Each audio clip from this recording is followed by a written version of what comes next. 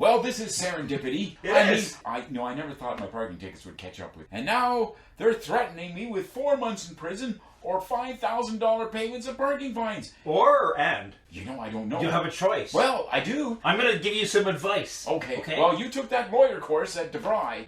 That's right. And I got a C-.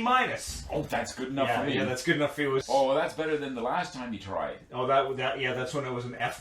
Oh, yes, the F-. Those were the bad days. Yeah, well, I mean, what is the point of putting a minus on an F? I don't know. I think it's just to browbeat you. Browbeat you. Yeah, to say don't come back. Yeah, they say don't come back. They don't want you around because... Well, they said, listen, you get an F double minus, but never come back. Yeah, well, I remember you telling me about that, and that's why I came here. I thought, I got a friend. I know I've been in business with this guy. I can trust him. He'll be my lawyer. Listen, I can't pay you. Well, that's fine, because we're such that? Pro bono. Well, that's lawyer. I don't know that stuff. I don't understand the language. I want to get out of this. I don't want to pay $5,000 and go to prison. And go to prison. Or go to prison. And when you see and/or, that means you take the word to be either and or. Well, how did you fail being a lawyer? I plead ignorance. I could plead insanity. I mean, what was happening I've been feeling very unstable lately.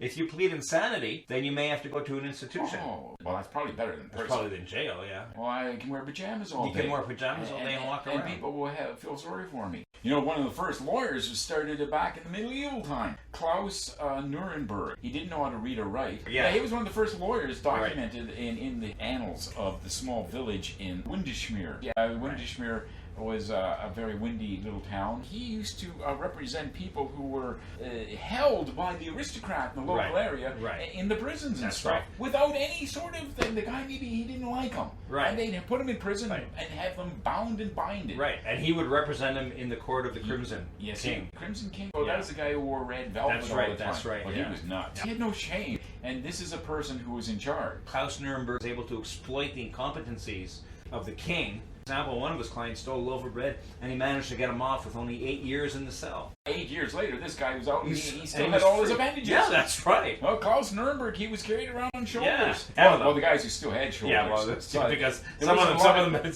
there wasn't a lot of shoulders left at that point. No. But that wasn't Klaus's fault. No, that was the previous King. Yeah. There was the shoulder chop. Yeah. And then there was the hand chop. That was a precursor of the guillotine, I think. Oh, yeah, it was just smaller. Yeah, well, thank God he never figured out to make it big enough to fit a head through. That was one of the first guillotines. Yes. Why didn't the townspeople should have rose up and just killed this guy? Well, there was only 10 of them. That's right, he had a guards of about 60. 10 against 60. Yes. Yeah, so Klaus Nuremberg, he would just confuse them with his language. And also, he could run very fast. Could never catch him. Velvet King said, cut his tongue out. Right. Put it in the tongue guillotine. Because they didn't want him. That was one of the very first guillotines. There's a little tongue guillotine. That's where it started. Yeah, I know. It started with something small right there. With the hands, and he went to shoulders. Thank God he never thought about making it as big enough for a head. Well, eventually, of course, it was years later. Yeah, it was but that was the French. Yeah, and then they became the whole body guillotine. Didn't make any sense, right? Oh, yeah, that's right. There was that guy. He thought he had a new patent. Yeah.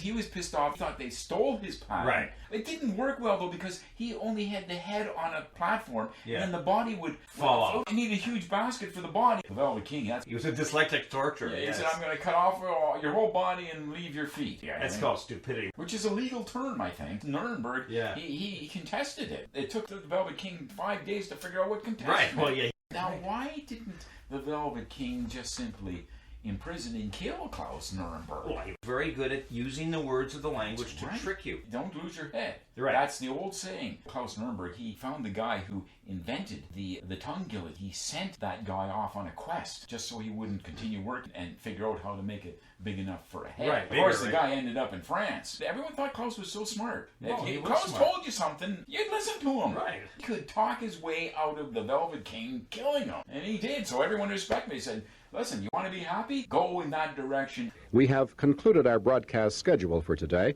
Good night.